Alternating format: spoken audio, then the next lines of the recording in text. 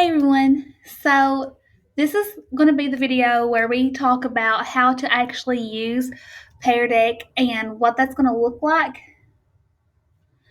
And I'm just going to use the Pear Deck from our previous activity. So this started out as just a blank slideshow, and I wanted to show you as we go through it. You're going to see on the editor screen down here at the bottom, there's footers that are already embedded at the bottom, and that shows that there's a Pear Deck activity on that specific slide. So in order to get those Pear Deck activities, you're going to need to download two things. The first thing you want to download, you want to go to add-ons and go down to get add-ons, and you want to do a search for Pear Deck. So you can see it's right here.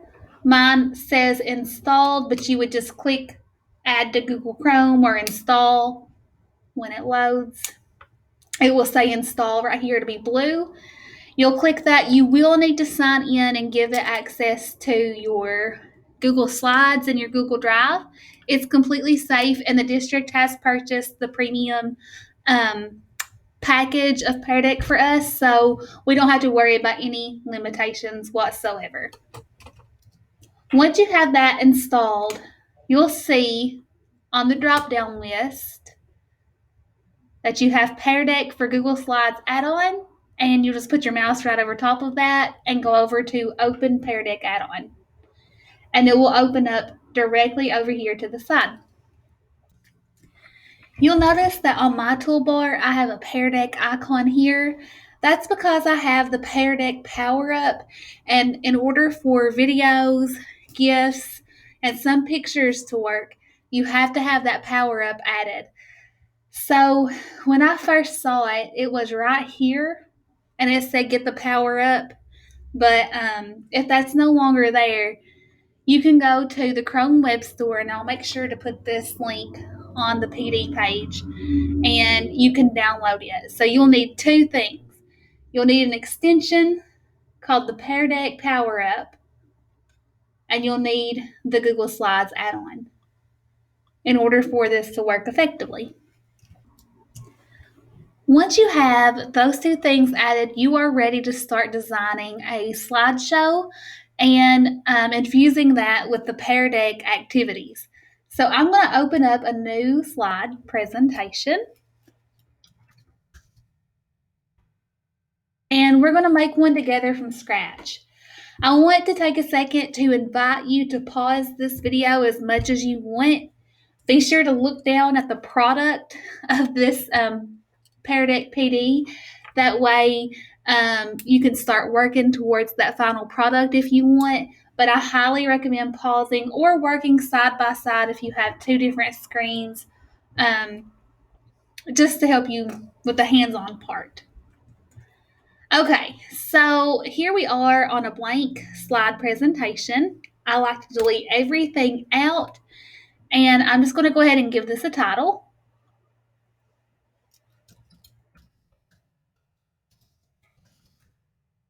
Okay, so let's just pretend that I am teaching about two-step equations, which is introduced in 7th grade. Make my text be however I want. And you can really be as creative as you want to with these slides, but you don't have to do anything too crazy if you don't want to. If you want to put your Bitmoji on there, you can do that, just whatever you want to do. So I'm going to pause this video and go ahead and add some stuff to the slide. Okay, so I've got everything on my screen. I'm going to go ahead and add a slide. And remember that when we're talking about the workshop model, we want to start off with a hook, something that's going to engage our students and make them want to learn what we're talking about. So this next slide, I'm going to call my hook.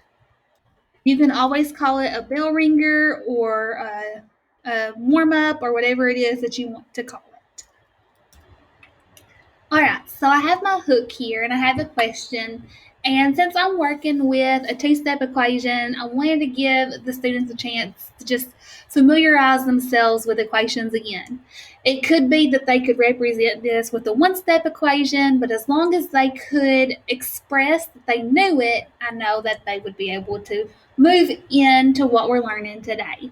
So and really just giving them a chance to engage actively with a positive experience of math, because who doesn't want to talk about candy? I know some students may not like chocolate. However, I digress. So now what we want to do is give the students a chance to communicate their choice or their answer.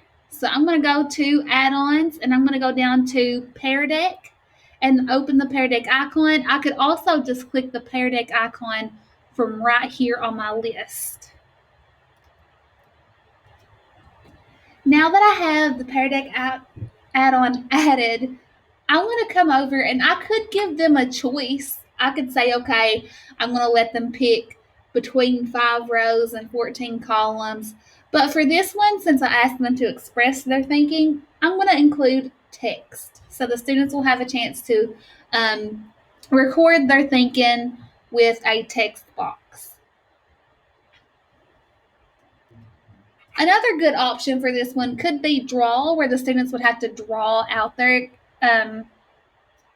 equation and solve it on the screen. So now we have our hook and we're ready to move on.